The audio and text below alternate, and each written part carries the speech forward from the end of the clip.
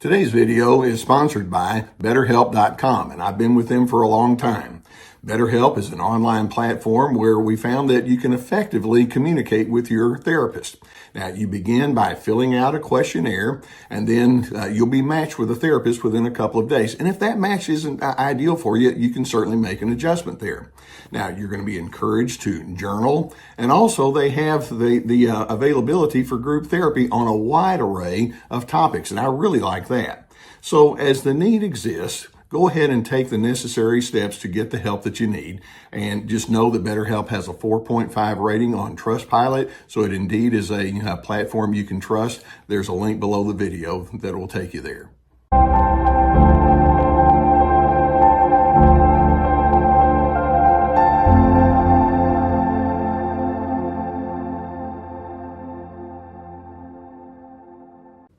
Hi, Team Healthy. Glad to have you for this episode of Narcissism Is. This is the series where I'm trying to explain to you some of the behind-the-scenes ingredients that go into the making of narcissism that you won't necessarily read about in a textbook.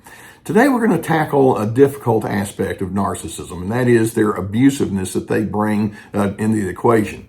One of the saddest realizations that you can come to as you get to know a narcissist is that they have learned to draw their own sense of significance at your expense. They think to themselves, I become a stronger individual when I demolish and diminish you. Now think about that. I'm a better person when I make you a lesser person. Something is very twisted in their reasoning that goes along with this. In the narcissist world, there's no room for anyone who doesn't live according to their self-serving script. And you're written into that script as soon as you enter the stage with them. And then as they get to know you, you find that they're quite willing to defame you and debase you repeatedly. The narcissist has concluded the mark of my success lies in direct proportion to my ability to dominate. And you can ask, well, where's this coming from? Well, I think it's important for us to, before we even get to the whole abusive behavior that they have towards you, it's important for us to ask that question. What's going on inside of them? What are they carrying that prompts them to develop abusive attitudes towards you? Now, the reason it's so important is because they want you to think you're the problem, when in fact, no, if you're not on the stage, they're going to do it to someone else. They're carrying this regardless of who the person in front of them is. That's essential for you to hold on to. Now, as we look at what they're carrying inside, one of the first things that I would say is they have built up over decades a great deal of pessimism regarding the whole concept of being affirmed. They want to be deemed as good, but they've had question marks in their past thinking, well, are people going to think that way of me or not?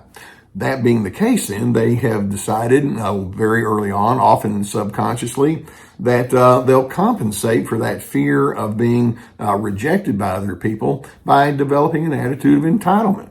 I'm going to get my just rewards one way or another, and if you don't want to cooperate with me, I'll find someone who will, and I'm going to make sure that I get what I want.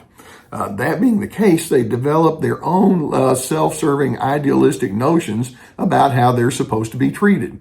They operate with what I call imperative thinking. They have lots of musts and have tos and shoulds and supposed tos with respect to the way that they want to be treated by other individuals. And they're not bashful about letting you know how you're supposed to feed their imperatives. Now, that being the case, they become very quickly disillusioned when you don't buy into their program. Therefore, their anger is right on the edge, and it's going to come out. And when it comes out, it's very ugly and it's very demeaning. They insist in their anger. You exist to prop me up, and you're not doing a good enough job. And they're going to, the old saying, the beatings are continue until morale improves. That's the way they operate. I'm just going to pound it into you until you finally succumb to me. Now, that illustrates then that they have no empathy. They're so self-absorbed and they're so tuned into their own hurt and needs and cravings that it doesn't even dawn on them to try to understand. The narcissist craves affection, but their notion of affection has nothing to do with love. They have developed next to zero comprehension of the meaning of love. That being the case, they've decided, no, the way that I become a somebody is I go towards themes of power. and dominance. That becomes their currency, and therefore they're drawn towards ideologies that emphasize authority and might, a conqueror's mindset. This shows up in the kind of entertainment they gravitate to, religious systems perhaps that they gravitate towards, their political views, their work practices. All of that is about power and dominance. So, knowing that that's what they carry on the inside, what can we expect then behaviorally and attitudinally is going to happen that illustrates their abusiveness toward you? Now, by the way, sometimes people wonder, well, if they don't hit me, does that mean I'm being abused? And the answer is, they can break you, and they can show abuse to you, whether it's with physical abuse, sometimes it is, or without physical abuse. Now, let me give you a kind of a little checklist, if you will, kind of check off some of these that I'm going to list here and see if this applies to your world. Narcissists and their abusiveness will give you consistent messages designed to harm you and bring you down. Lots of insults. Your worth, your goodness is called into question. That means they're going to use lots of intimidating phrases toward you, threats, ongoing negative reinforcement. There's going to be lots, and when I say lots of criticism, and they make efforts to alienate you from your supporters. They're going to call your worth and your goodness into question. Oh, you think you're all that? And then there's a lot of ridicule that goes there. I mentioned just a moment ago, their anger can be overwhelming. There's no room whatsoever for separate opinions or priorities or preferences or interpretations. You better do what I want you to do, or I'm just going to come at you with fury. They have a pervasive unwillingness to coordinate with you. You're supposed to coordinate with me. It's a one-way street. That's it. There's no reciprocity there. They will continually, repeatedly remind you of how right they are, which means better, and you're supposed to go along with that. And if you don't, they're quite willing to humiliate you and debase you. And if other people are going to hear about how terrible you are, they're willing to do that smear campaign. And then they have no regard whatsoever for the pain that they inflict in you, because you know what? You brought it on yourself. You're the one that set up all the tension that you and I experience in the relationship. That's how they rationalize. Now, as you have been on the receiving end of these attitudes and then these behaviors, it's going to take its toll on you. And there are signs that you can look for within yourself that implies, you know what, I really have been on the receiving end of abuse. What are those signs? Well, first and foremost, you have concluded, inevitably, openness is way too risky with this person. That being the case, you wind up suppressing a great deal of your emotion, and you wind up keeping secrets, or you become evasive. It's like, the less this person knows about me, the better off I'm going to be. That's a bad red flag right there. In addition, sure enough, they want to keep you away from friends and allies, and sure enough, you wind up withdrawing.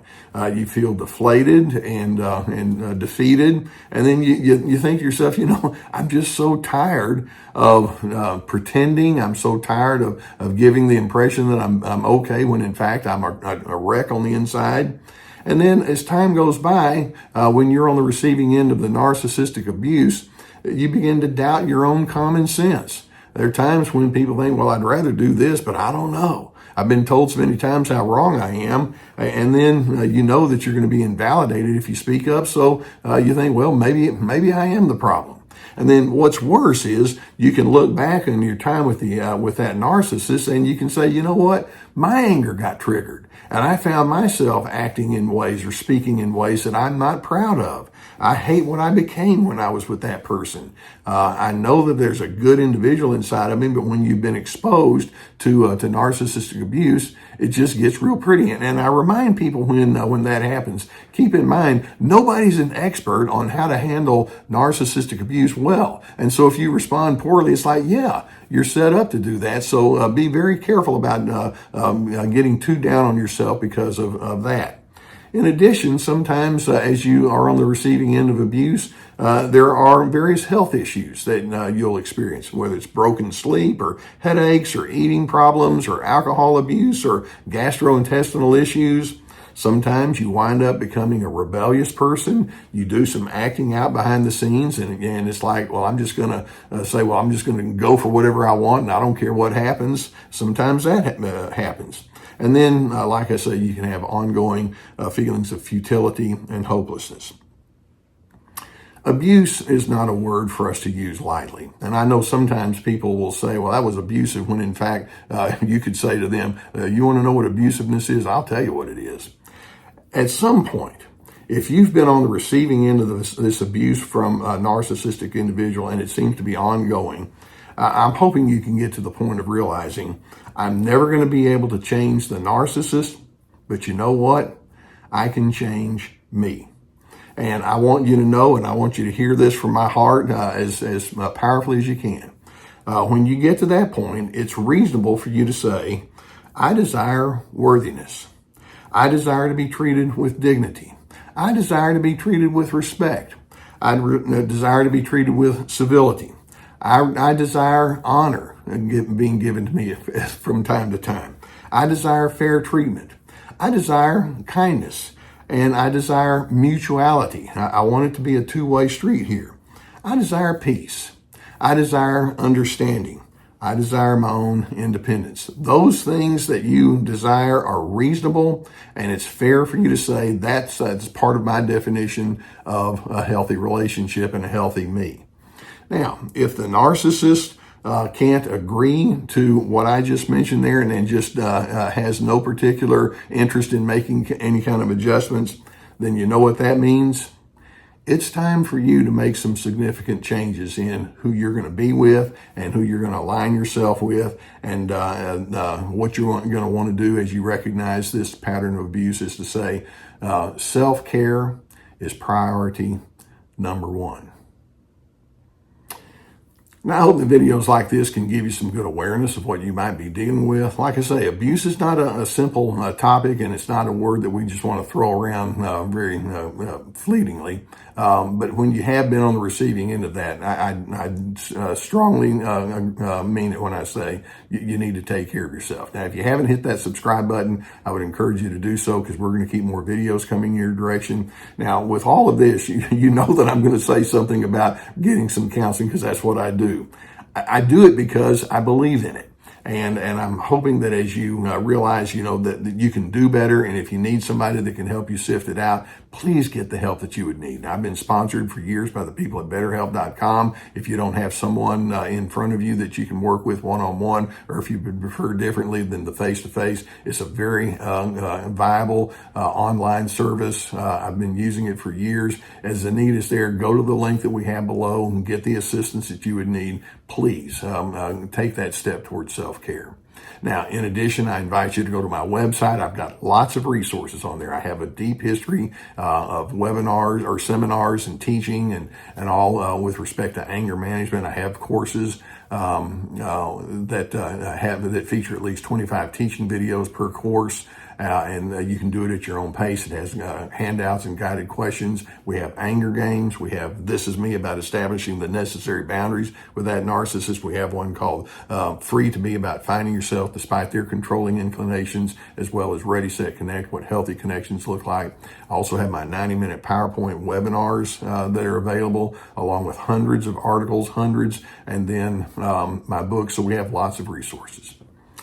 Narcissists want to build themselves up by destroying you, and I'm hoping you can say, no, I've got way too much self-respect for that. It's time for me to take a stand. I vote yes for me, and in doing so, I'm hoping that you can decide if the narcissist is going to continue in that gross unhealthiness, then I need to distance myself, because you see, I want to be a person of steadiness, of goodness and decency, and in the end, I want to be a person of peace.